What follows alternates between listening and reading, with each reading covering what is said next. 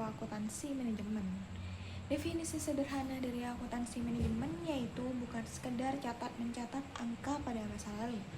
Akuntansi manajemen adalah proses identifikasi, analisis, dan penyajian informasi untuk membantu manajer mengambil sebuah keputusan. Lalu, apa sih perbedaan manajemen dengan keuangan? Perbandingan utamanya pada sisi tujuan, akuntansi keuangan yaitu pelaporan kepada pihak eksternal, sedangkan pada akuntansi manajemen pengambilan keputusan internal. Lalu pada dimensi fokus waktu, akuntansi keuangan ini bersifat historis atau masa lalu, sedangkan akuntansi manajemen itu bersifat sebaliknya atau masa depan. Pada dimensi aturan, akuntansi keuangan ini lebih ketat diatur oleh PSAK, sedangkan pada akuntansi manajemen ini bersifat fleksibel tergantung pada kebutuhan manajer. Lalu pada dimensi yang terakhir pada sifat laporan, akuntansi keuangan ini bersifat ringkas dan menyeluruh, sedangkan pada akuntansi manajemen sangat detail dan spesifik. Lalu siapa sih pengguna dari pihak internal dan pihak eksternal? Pihak internal digunakan oleh eksekutif, manajer departemen, dan supervisor. Mereka butuh data untuk menentukan strategi operasional harian dan rencana ekspansi. Lalu pada pihak eksternal digunakan oleh investor, kreditor, dan pemerintah. Fokus pada akuntansi keuangan untuk menilai apakah perusahaan ini menguntungkan dan patuh hukum. Lalu, jenis laporan utamanya yaitu pada anggaran atau budgeting, rencana keuangan mendetail untuk memandu pengeluaran departemen agar tetap on track. Pada analisis biaya, menghitung harga pokok produksi atau HPP untuk menentukan harga jual yang kompetitif. Laporan kinerja membandingkan target versus realita untuk mengevaluasi efektivitas setiap divisi. Studi kasus nyatanya pada aplikasi akuntansi manajemen dalam bisnis kedai kopi. Kasus kedai kopi Breo. Contohnya, Breo menerima pesanan 500 cup kopi untuk acara kampus dengan harga 30% lebih murah dari harga reguler. Peran akuntansi manajemennya yaitu menganalisis biaya diferensial. Lalu yang kedua, cek kapasitas mesin dan tenaga kerja. Lalu yang ketiga, menghitung kontribusi margin tambahan. Lalu hasil keputusan ditambah 15% profitabilitas bulanan, insight strategisnya dengan data akuntansi manajemen, dan mengetahui bahwa biaya tetap atau sewa gaji sudah tertutupi penjualan harian. Pesanan khusus ini hanya perlu menutupi biaya variabel atau biji kopi atau cup. Hasilnya perusahaan tetap untung meski harga jual turun. Kenapa sih kita harus paham pada akuntansi manajemen? Alasan utamanya yang pertama yaitu akurasi strategi. Kita tidak lagi mendebat-debat tapi melangkah berdasarkan data nyata. Lalu yang kedua, efisiensi biaya, mengidentifikasi pemborosan yang terjadi di rantai produksi sebelum menjadi masalah besar. Lalu yang ketiga yaitu daya saing, memungkinkan perusahaan pivot lebih cepat di pasar yang dinamis. Lalu yang terakhir, skill masa depan.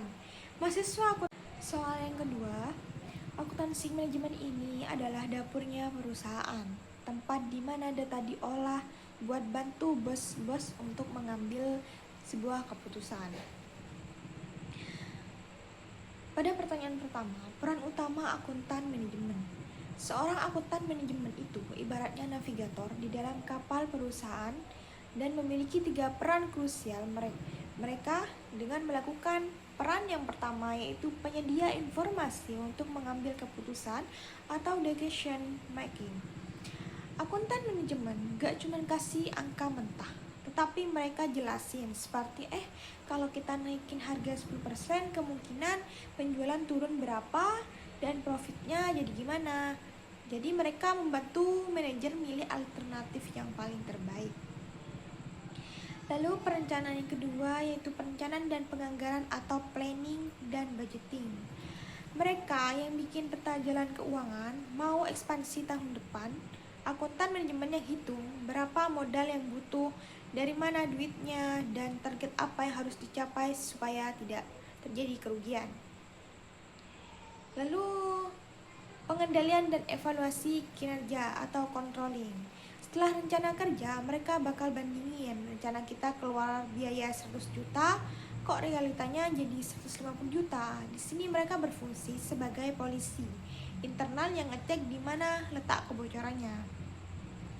Pada pertanyaan kedua di soal A, tren masa kini, transformasi digital atau digital transformation. Dunia akuntansi sekarang gak lagi soal buku besar, tebal, atau sekedar input Excel manual. Kita lagi ada di era digital transformation. Apa sih itu digital transformation? Pengguna teknologi layak cloud accounting, artificial intelligence atau AI, dan big data dalam proses akuntansi. Kenapa penting? Dulu akuntan butuh waktu seminggu buat bikin laporan bulan. Sekarang dengan sistem yang terintegrasi atau ERP, laporan bisa jadi secara real time. Dampaknya peran akuntan bergeser. Kita nggak lagi capek dihitung, tapi lebih fokus di menganalisis. AI mungkin bisa nginput data, tapi AI belum punya intuisi bisnis sesakti manusia. Pada pertanyaan ketiga yaitu etika akuntan manajemen atau IMA statement. Jadi akuntan itu berat karena godaannya besar. Berdasarkan standar Institute of Management Akuntan atau IMA, ada 4 prinsip utama yaitu kompetensi, kerahasiaan, integritas, dan kredibilitas. Contoh kasus sederhananya yaitu, kamu adalah seorang akuntan manajemen di sebuah pabrik sepatu. Manajer produksi dan juga teman dekatmu minta kamu buat sedikit memo laporan biaya produksi supaya kelihatan lebih efisien atau biayanya dikecil-kecilin agar dia dapat bonus akhir tahun. Bagaimana etika pekerja di sini? Integritasnya yaitu kamu harus menolak karena menyembunyikan biaya itu gak jujur dan bisa ngerugiin perusahaan jangka panjang. Kredibilitasnya yaitu kamu punya kewajiban buat nyediain info yang objektif. Kalau laporannya palsu, keputusan manajemen kedepannya pasti bakal salah total. Sifat kerahasiaannya itu, kamu tidak boleh bocorin masalah internal ini ke pihak luar atau misal ke kompetitor, tapi harus diselesaikan lewat jalur internal perusahaan. Jadi, akuntansi manajemen itu bukan cuma soal angka, tapi soal kepercayaan dan strategi. Kita adalah mitra bisnis yang bantuin perusahaan buat tumbuh secara sehat dan etis. Soal 3, pada pertanyaan pertama mengenai konsep dasar objek biaya dan keterlayakan. Dalam akuntansi manajerial, objek biaya adalah segala sesuatu yang diukur biayanya secara terpisah seperti produk, layanan, proyek, atau departemen tertentu. Untuk menentukan berapa besar biaya yang dihabiskan oleh suatu objek, kita menggunakan konsep keterlayakan biaya. Keterlayakan adalah kemampuan untuk membebankan biaya ke objek biaya dengan cara yang ekonomis dan layak melalui hubungan sebab akibat. Semakin mudah suatu biaya dikaitkan langsung dengan produk, semakin akurat perhitungan harga produk pokok produksinya. Pada pertanyaan yang kedua yaitu klasifikasi biaya berdasarkan keterlayakan dan perilaku. Secara garis besar, biaya diklasifikasikan ke dalam beberapa kategori untuk memudahkan pengambilan keputusan.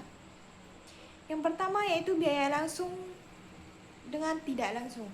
Biaya langsung adalah biaya yang dapat ditelusuri secara fisik dan mudah kepada objek biaya, misalnya pada bahan baku utama. Sebaliknya, biaya tidak langsung adalah biaya yang bermanfaat bagi beberapa objek biaya tetapi tidak dapat ditelusuri ke suatu objek secara spesifik sehingga memerlukan alokasi atau misalnya biaya listrik pabrik. Itu yang kedua, biaya variabel versus tetap. Klasifikasi ini didasarkan pada perilaku biaya terhadap volume aktivitas. Biaya variabel berubah secara proporsional dengan perubahan tingkat aktivitas. Semakin banyak produksi, semakin juga tinggi biayanya. Sementara itu, biaya tetap nilainya tetap konstan dalam rentang waktu tertentu, terlepas dari berapa banyak jumlah produksi yang dihasilkan. Dan yang ketiga, pada biaya produksi dengan non-produksi. Biaya produksi mencakup semua biaya yang terlibat dalam pembuatan barang, seperti bahan baku, tenaga kerja langsung, dan overhead. Biaya non-produksinya yaitu biaya operasi yang terjadi di luar proses manufaktur, seperti biaya administrasi kantor dan biaya pemasaran atau penjualan. Pada pertanyaan ketiga yaitu implementasi pada usaha sederhana, contohnya pada kedai kopi. Untuk memberikan gambaran nyata, mari kita tinjau struktur biaya pada sebuah usaha kedai kopi tersebut. Jenis pengeluarannya, biji kopi dan susu. Klasifikasi keterlajakannya yaitu masuk pada biaya langsung, lalu klasifikasi perilaku masuk pada biaya variabel, dan klasifikasi fungsinya masuk pada biaya produksi. Jenis pengeluaran pada gaji barista masuk pada klasifikasi keterlajakan biaya langsung, dan klasifikasi perilakunya masuk pada biaya tetap, dan klasifikasi fungsinya masuk pada biaya produksi. Lalu jenis pengeluaran sewa ruko, klasifikasi keterlajakan masuk pada biaya tidak langsung, klasifikasi perilaku masuk pada biaya tetap, dan klasifikasi fungsi masuk pada biaya non produksi. Analisis singkatnya, biji kopi disebut sebagai biaya langsung dan variabel karena jumlah yang digunakan tergantung pada beberapa gelas yang terjual. Sementara itu, sewa ruko adalah biaya tetap dan non-produksi karena jumlahnya tidak berubah meskipun kedai sedang sepi atau ramai, dan biaya ini berkaitan dengan penyediaan tempat, bukan proses pengolahan kopi itu sendiri secara teknis. Pada pertanyaan pertama, kenapa sih sistem akuntansi jadul atau tradisional harus diganti? Bayangkan saja kalian punya kos-kosan di sistem tradisional. Biaya listrik dibagi rata ke semua penghuni cuma berdasarkan luas kamar. Padahal ada anak yang kamarnya kecil tapi pakai AC 24 jam. Dan ada anak yang kamarnya besar tapi cuma pakai lampu 1 biji. Gak adil kan? Nah, itulah kelemahan sistem tradisional. Dia cuma melihat volume atau kayak jam kerja atau jumlah unit. Akibatnya, produk yang kelihatannya simpel malah menanggung beban biaya produk lain yang ribet. Ini yang namanya distorsi biaya,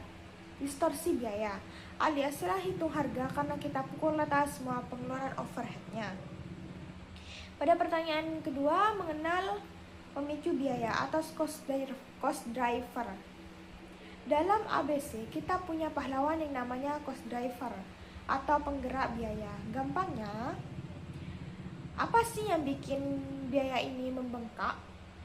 Kalau sistem ABC kita nggak asal bagi rata, kita lihat pemicunya. Contohnya, kenapa biaya listrik mesin naik? Ya karena jam mesinnya lama. Lalu kenapa biaya admin gudang naik? Ya karena jumlah pesanan barang lagi banyak. Jadi cost driver itu adalah biaya yang dibayar sesuai pemakaian. Pada pertanyaan ketiga yaitu cara menghitung ABC. Contoh simpelnya pada penjualan makanan nasi goreng, yang pertamanya yaitu tentukan aktivitas dan biayanya seperti gas atau biaya packaging. Langkah yang kedua yaitu cari pemicunya atau driver. Langkah yang ketiganya yaitu hitung tarifnya berapa harga per aktivitas. Langkah yang keempat, kasih tagihan produknya. Intinya, dengan ABC kita jadi tahu kalau produk yang ribet itu memang harus mahal harganya karena dia memakan lebih banyak waktu dan tenaga dibanding produk yang standar. Gak ada lagi istilah subsidi silang yang bikin rugi usaha. Soal yang kelima, pada pertanyaan yang pertama, hubungan ABC dan ABM.